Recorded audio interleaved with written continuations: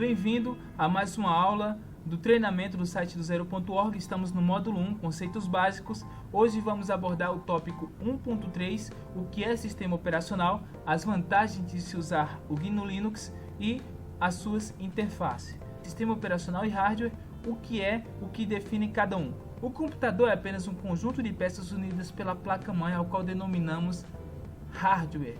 É a parte física.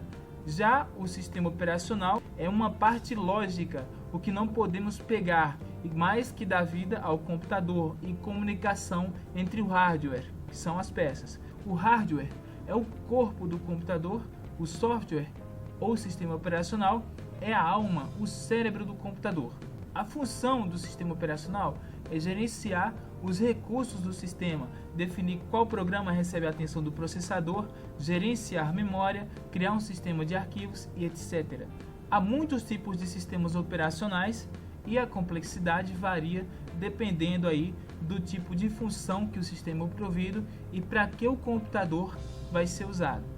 Alguns sistemas operacionais são responsáveis tanto pela gerência de muitos usuários. Outros sistemas controlam dispositivos de hardware como bombas de petróleo, alguns são de tempo real de processamento, outros são sistemas embarcados e etc. Nós podemos definir hardware como a parte física. Eu coloquei até a analogia legal aqui, que é o que podemos chutar.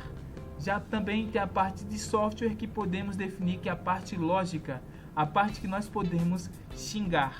E sistema operacional podemos definir ao todo que fornece ao usuário os recursos do computador. É uma interface entre computador e usuário. Aqui tem uma boa analogia em camadas. O sistema operacional, quando você solicita alguma coisa para o seu computador, através de drivers, ele se comunica com o hardware e traz de volta para você a resposta. Onde o Linux está presente? Os Smart TVs têm o Linux lá dentro, o kernel Linux. Os celulares, o Android é uma vertente do Linux. Os tablets, que tem Android. Os roteadores, alguns roteadores têm o Linux embarcado. CFTV, os CFTV são aquela parte de câmeras de vigilância, tem Linux embarcado também. Caixas eletrônicos e o PlayStation usa o kernel Linux. Olha só que interessante. As vantagens de se usar o GNU Linux é bem interessante essa, que ele é livre.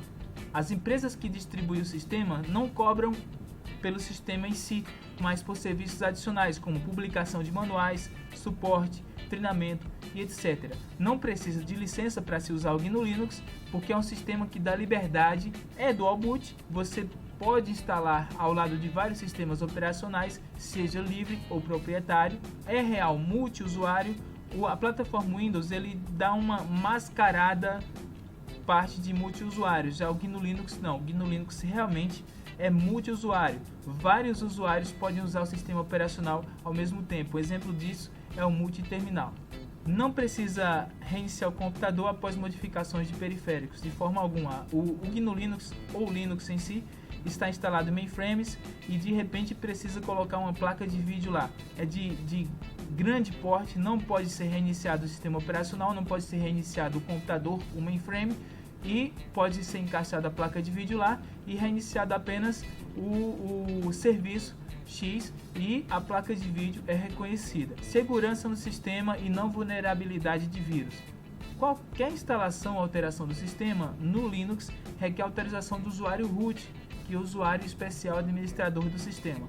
Devido à separação de privilégios e política de segurança do SO, o usuário comum não tem privilégios e permissões de administrador e não pode fazer instalação de qualquer besteira no sistema, a não ser que o usuário root, o administrador, autorize colocando a senha. Roda aplicativos e jogos da plataforma Windows através do Wine. Se você tem um jogo ou se você tem um programa proprietário do Windows, você pode fazer a emulação com o Wine no Linux. Sistema GNU Linux evita fragmentação de disco. Bem interessante essa parte. O sistema S3, como por exemplo, não quero dizer que os outros sistemas de arquivos são burros, não, de forma nenhuma. Mas o S3, por exemplo, que é o sistema de arquivos padrão do GNU Linux, ele organiza arquivos de forma inteligente. Se você deletar algum arquivo grande, como por exemplo, não vai ficar espaços vazios com o disco fragmentado, que isso até acarreta na lentidão dos sistemas operacionais. Várias interfaces gráficas. Mais à frente, nos próximos slides, vou mostrar diversas interfaces gráficas que você pode usar no GNU Linux de forma conjunta ou separada. Suporta dispositivos novos e obsoletos.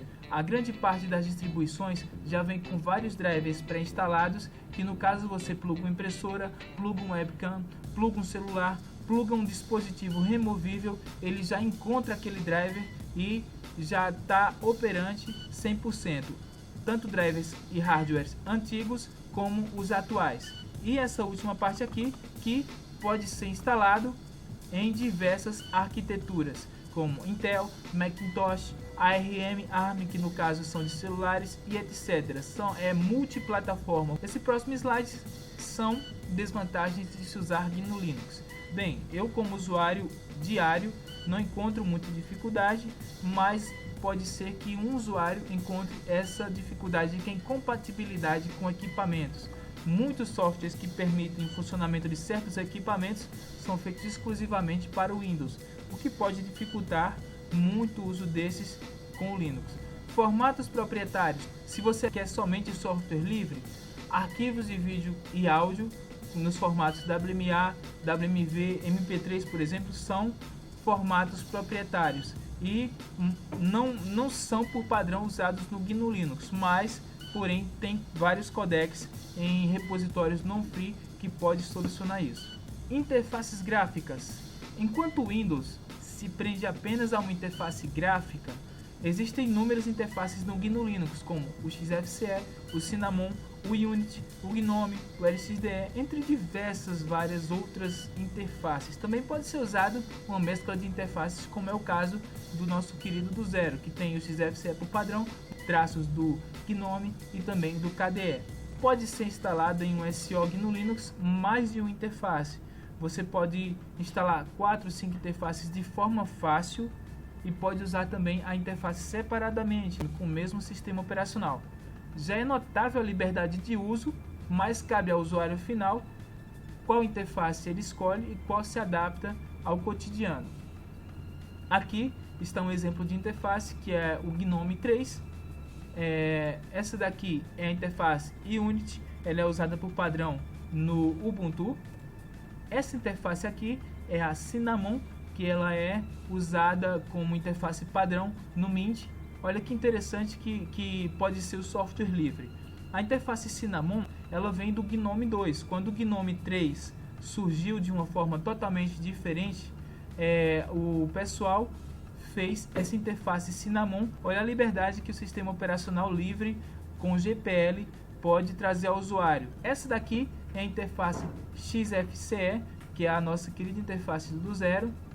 E aqui tem algumas referências para você nesses slides, são poucas, mas são boas referências para estudo. Se você gostou, se inscreve aí no canal, que vai ter muito mais vídeos para você compartilhar o conhecimento. Até logo, espero você na próxima.